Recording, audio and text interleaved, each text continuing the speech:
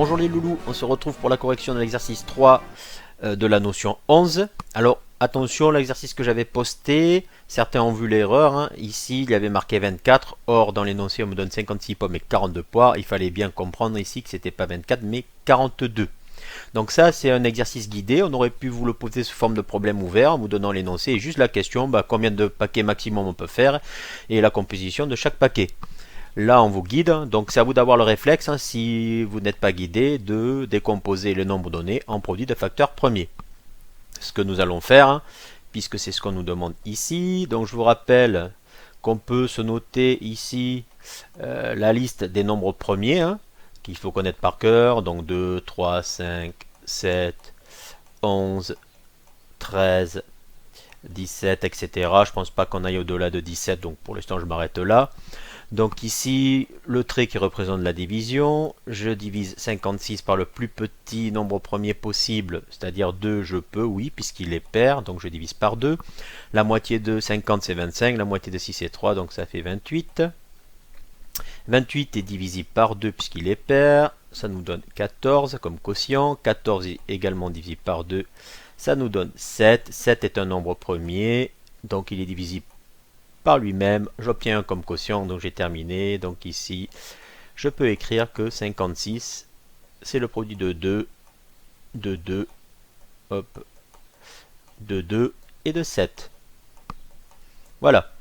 Donc on va faire la même chose ici, nous allons... Ouais, avec la gomme, ce sera plus sympa. Donc ici, on va décomposer à maintenant 42 et pas 24, hein, comme il était dit dans la première version de l'exercice. Donc 42, j'ai essayé de le diviser par le plus petit nombre premier possible, c'est bien 2 puisque c'est pair. La moitié de 42, c'est 21. 21 est-il divisible par 2? Non, puisqu'il est impair. Est-il divisible par 3? 2 et 1, 3, donc oui. Il est divisible par 3, ça nous donne 7. Ici, également 7, puisque c'est un nombre premier. Dans la décomposition de 42, en produit de facteur premier, c'est 2 que multiplie 3, que multiplie 7. Voilà, donc là, j'ai bien décomposé en produit de facteur premier, hein. Donc, maintenant, nous avons répondu à la question 1. Nous allons répondre à la question 2. Et pour ça, nous allons analyser, hein, l'exercice, l'énoncé.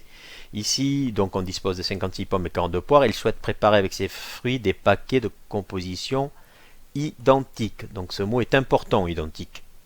Ensuite, on me dit ici combien de paquets le primeur peut-il faire. Alors, bien sûr, on ne vous rappelle pas identique puisque ça a été dit ici. Peut-il faire au maximum. Donc, maximum est un mot encore important. Donc, bien sûr, il ne doit pas rester de fruits. C'est-à-dire, on va diviser par un même nombre. Qui dit diviser dit diviseur. Ici, le maximum dans le plus grand. Et ici, identique, commun. Donc, plus grand, diviseur, commun. Donc, souvent, ce genre de problème se ramène à chercher le plus grand diviseur commun à 50, au nombre donné. Ici, 56 et 42. Donc, pour ça, vous surlignez ou soulignez les facteurs communs. Donc, ici, j'ai un 2. Ici, j'ai un 2. Hop, 2, j'en ai plus d'autres dans 42, donc c'est fini. 7, oui, il apparaît ici dans 56 et 42. Donc 3, non. Donc là, j'ai fini. Donc je peux dire que 56 est égal à... Je fais le produit de ce qui est en jaune, 2 fois 7, 14. D'accord, ça c'est mon plus grand diviseur commun. Et il me reste ici 2 fois 2, c'est-à-dire 4. Ensuite, 42... ça va être ici aussi égal à 14, hein, ce que j'ai en jaune. Hein. C'est le plus grand diviseur commun. Il reste que 3 ici, donc 3. Hein. Ceci, c'est notre plus grand diviseur commun. Voilà, on l'a fait apparaître pour pouvoir justement simplifier. Et ça va être notre nombre de paquets maximal. Donc ici, je peux répondre à la question. Hein. Je peux dire déjà que le plus grand diviseur commun... Hop. Avec le S, ce sera mieux. Oui, hop, la fatigue, désolé.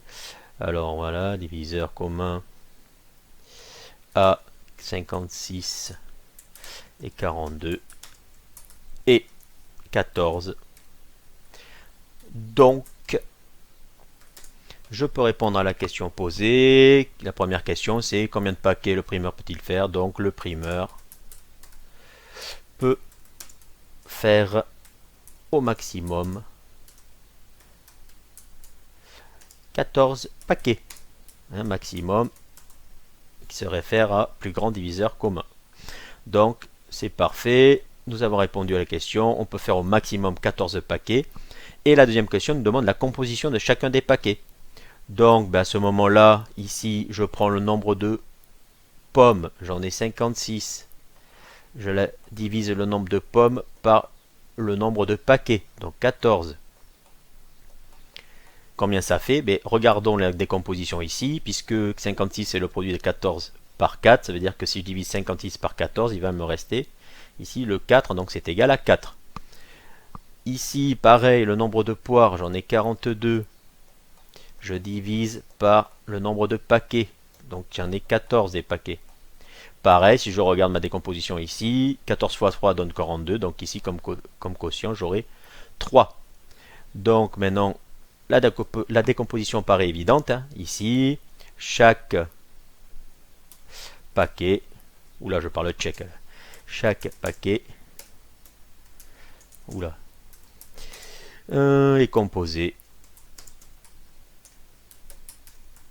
de ici 4 pommes et 3 dépouilles.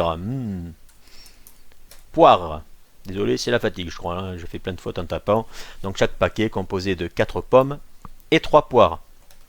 D'accord, puis 56 c'était le nombre de pommes, 42 le nombre de poires. Donc je les divise par le nombre de paquets et j'ai la composition. Donc voilà, nous avons répondu au problème. Hein. Ceci est important ici. Donc, hop, j'ai 14 paquets au maximum. Ici la composition, 4 pommes et 3 poires. Voilà, donc je vous dis merci et à bientôt.